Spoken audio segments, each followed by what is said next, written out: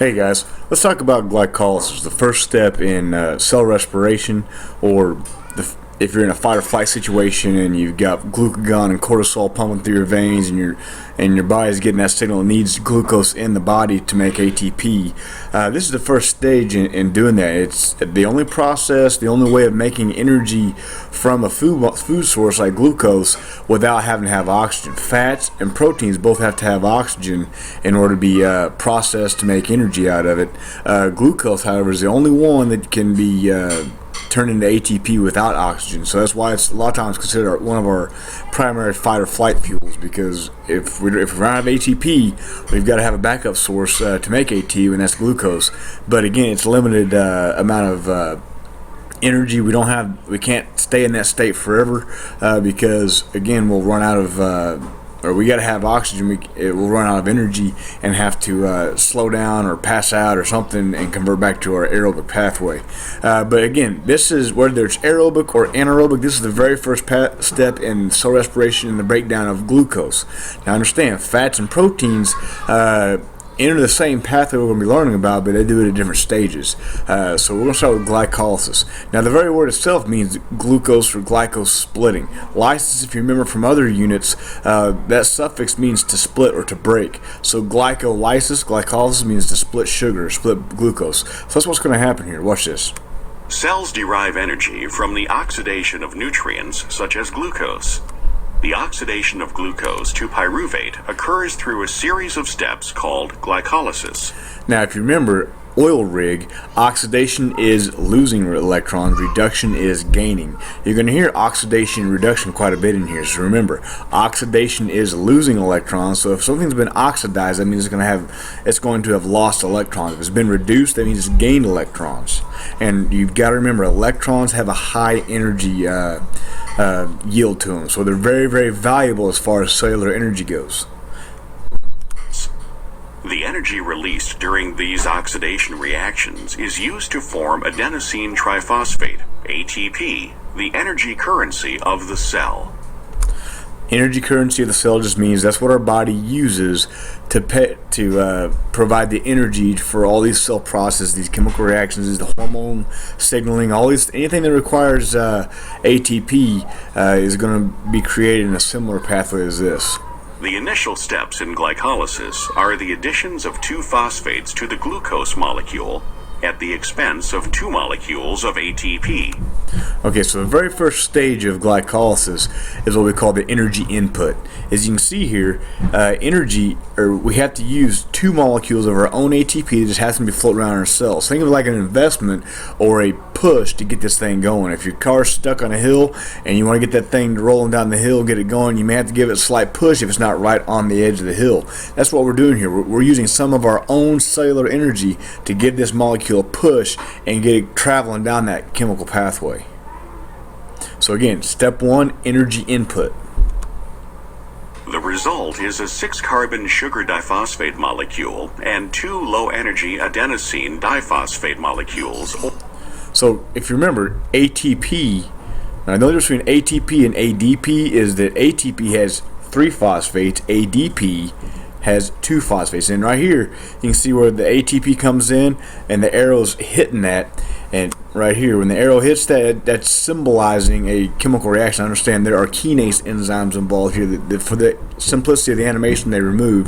When the ATP comes in, one phosphate from each of these ATP is going to break off and be added to these molecules here, and you'll see that. And anytime you have a bond that's transferred to another molecule, that symbolizes a transfer of energy. So now instead of the ATP having energy, there's been energy added to this molecule. ATP. There you can see the 2 phosphates have been added here, and this is no longer ATP, it's ADP. Now, so this is the lower energy version. It'll have to go back and get re-energized through other processes we'll learn about later on. The result is a 6-carbon sugar diphosphate molecule and two low-energy adenosine diphosphate molecules, or ADP. This 6-carbon sugar diphosphate molecule is then split into two 3-carbon molecules. Okay, so again, it doesn't show, but other enzymes come along and lyse or split this thing right in half. So you've got a 3-carbon structure over here with a phosphate, and this 3-carbon structure here with a phosphate. Now, yeah, there's hydrogen and oxygen coming off, but for simplicity, they don't show all that extra stuff and all the functional groups coming off of it.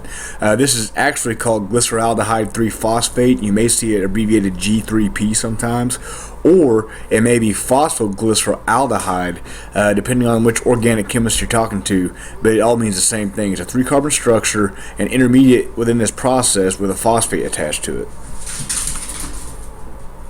Each of the 3-carbon molecules is converted through a series of steps to pyruvate. During these Okay, now we're getting ready to talk about some of the intermediate steps that go on before being turned into pyruvate. reactions, electrons are transferred to the coenzyme NAD+. Okay, time out. NAD+, like I said, is a coenzyme. It's a molecule, and its sole purpose is to pick up electrons and transfer them to another destination to drop off. They're kind of like a moving truck, a moving van. They go and they scoop up the furniture, which in this case happens to be the high-energy electrons, and then they take them where they're supposed to go and they drop them off. And then they come back and they pick up more, and they take them and they drop them off. That's their job. So watch what happens when NAD comes along and scoops up some electrons, right? Watch what happens to these phosphates. To form NADH, and ATP is formed. Alright, so check this out. When NAD comes along and scoops up the electrons, it no longer looks like NAD anymore. Now it's got a hydrogen attached to it, but it's the same molecule. NAD plus is before it picks up electrons, NADH is after it's picked up the electrons. You'll see this molecule come into play later on in other steps in this process. So NAD and NADH are the same molecule. NAD is an empty truck, NADH is a full truck. Then, if you'll notice, pay attention, you've got ADP coming along, right? ADP is going to come along and pick up these phosphates that were added earlier. And when ADP gathers or gains a phosphate, it's no longer ADP, it's now ATP. So watch this. P is formed. Under aerobic conditions, the pyruvate is further oxidized to yield more ATP, and under anaerobic conditions, the pyruvate is converted into lactic acid. Okay, so I mentioned that at the end of this step, that's the end of glycolysis, we get a total of 4 ATP, but remember we had to use 2 in the beginning, so we really only get a net gain of 2 ATP. Because again, it made a total of 4, but we had to use 2. So we only really are ahead by 2 ATP. But we did make a couple electron carriers, and that's important because those are going to come into play later on in other steps in the process. Now, aerobically, you're sitting around, you're walking, you've got enough time to get oxygen to your cells. This pyruvate will move on to the next stage, and we'll learn about that later on. Under anaerobic conditions, when you have your energy demand or need is so high that you cannot allow, or you can't provide enough time for oxygen to get to your cells and your mitochondria, then this molecule is converted back into lactic acid, and in order to keep this process going. And we may touch on that later on a little bit later. But for right now, you need to understand the first stage of glycolysis is going to be the energy input, where we add ATP. The second stage of glycolysis is going to be the reduction stage, where NAD comes along and is reduced right here.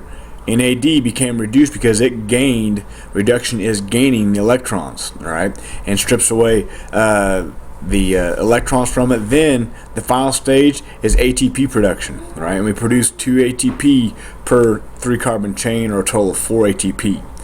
All right, that's glycolysis. The other animation I have on the link will also show this process. Watch them both, compare them, contrast them. Some may show more detail than the others, but that's glycolysis kind of in a nutshell.